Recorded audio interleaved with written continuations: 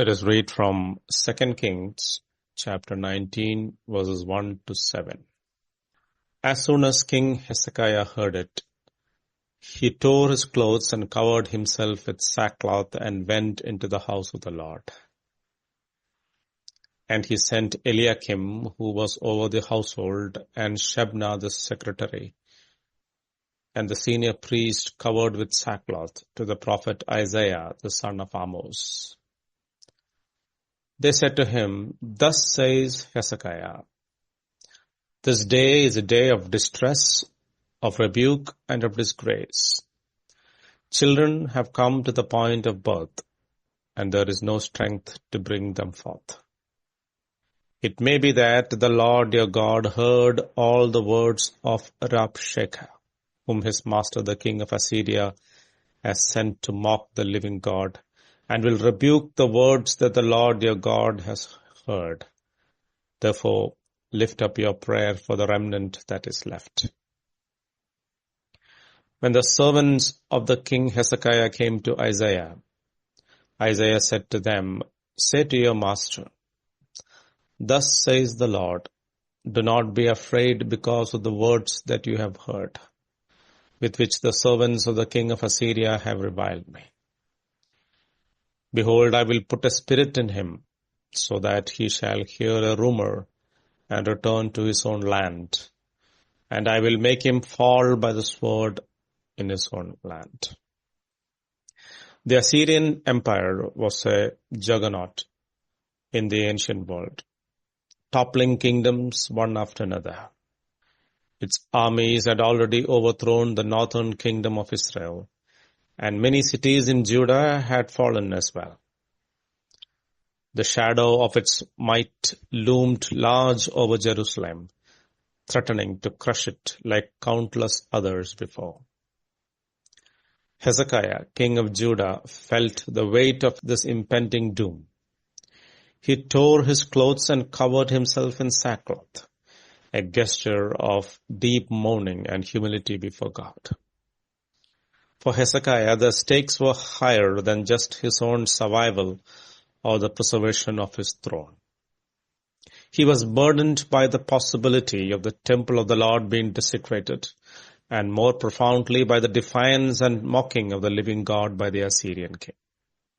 The taunts of Sennacherib, king of Assyria, echoed with arrogance and blasphemy.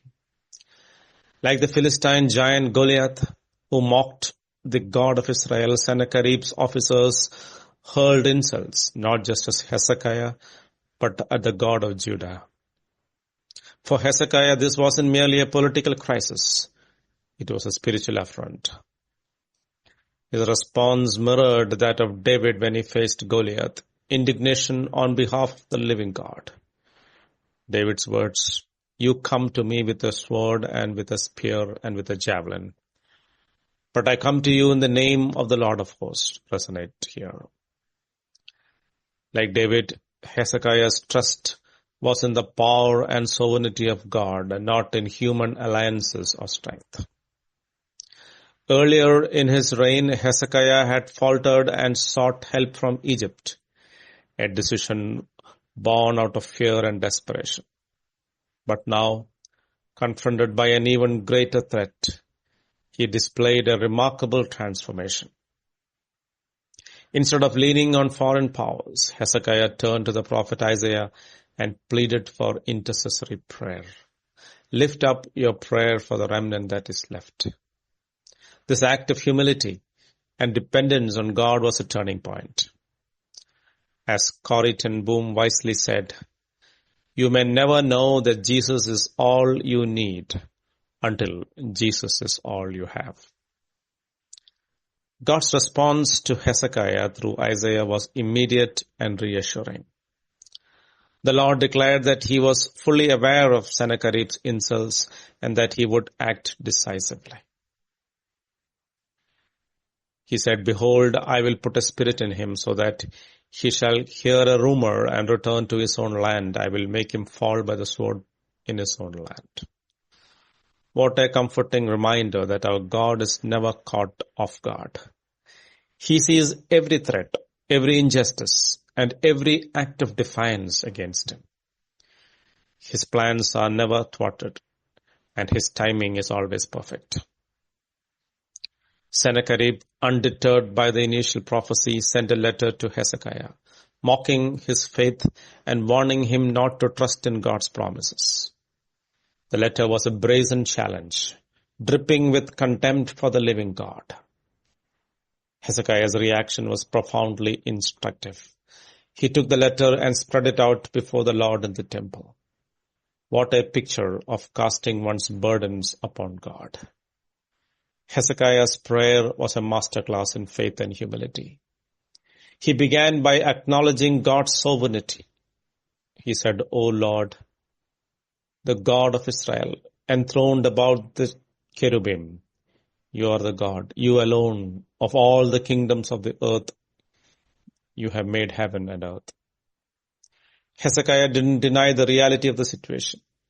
He acknowledged the power of the Assyrians and their conquest, but contrasted their idols, mere works of human hands, with the living God. In this act of worship and surrender, he cast his cares entirely upon God, entrusting the situation to him. The Apostle Peter later exhorted believers with similar words in 1 Peter chapter 5, verse 6 and 7. Humble yourselves, therefore, under the mighty hand of God, so that at the proper time he may exalt you, casting all your anxieties on him, because he cares for you. God's answer to Hezekiah's prayer came through another prophecy from Isaiah, which assured the king of Sennacherib's downfall. The zeal of the Lord will do this, Isaiah declared. The Lord also provided a sign to reassure Hezekiah. The people of Judah would survive and thrive, symbolized by the promise of sustenance and growth in the years to come. God's deliverance was not just about immediate survival, but about restoring hope and fruitfulness to his people. The climax of God's intervention was dramatic and awe-inspiring. In a single night, one angel of the Lord struck down 185,000 Assyrian soldiers.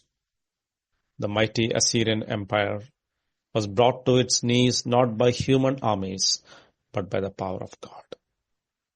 Sennacherib retreated to his homeland, where he was later assassinated by his own sons. This miraculous deliverance demonstrated that God's power is unmatched and his promises are unbreakable. The imagery of one angel wreaking such havoc should fill us with awe. Jesus himself, during his arrest, reminded his disciples of the vast resources at his disposal. He said, "Do you think that I cannot appeal to my Father, and he will at once send me more than 12 legions of angels?" As we read in Matthew 26:53. A Roman legion consisted of about 6,000 soldiers. Imagine the power of over 72,000 angels at Christ's command. Yet, he chose to lay down his life for our sake, demonstrating that his power is always tempered by his love and purpose. This story is a powerful reminder of God's care and protection for his people. Psalms 34:7 declares, "The angel of the Lord encamps around those who fear him and delivers them." Similarly, in Psalm 91 verse 11 assures us, "For he will command his angels concerning you to guard you in all your ways." If we truly grasp the extent of God's provision and care, how can we remain anxious? As Hezekiah's story shows, our role is to trust and obey, leaving the results to God. When we face overwhelming challenges, we can draw strength from Hezekiah's example. Like him, we must bring our fears and burdens before the Lord, acknowledging his sovereignty and power. We must resist the temptation to rely solely on human solutions or alliances, and instead cast our cares upon him. Our God is able and willing to act on our behalf. The psalmist's words in Psalm 91 rings true. 1,000 may fall at your side, 10,000 at your right hand, but it will not come near you. You will only look with your eyes and see the recompense of the wicked. Because you have made the Lord your dwelling place, the Most High, who is my refuge, no evil shall be allowed to befall you. No plague come near your tent. Let us take to heart the lesson of Hezekiah's faith. The God who delivered Jerusalem from the might of Assyria is the same God who invites us to cast our burdens upon him.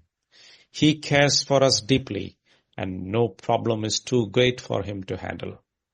As we face life's challenges, let us rest in his salvation and walk confidently in his ways, knowing that he is our refuge and strength, a very present help in trouble. May we, like Hezekiah, find our peace and deliverance in the hands of the living God. God bless.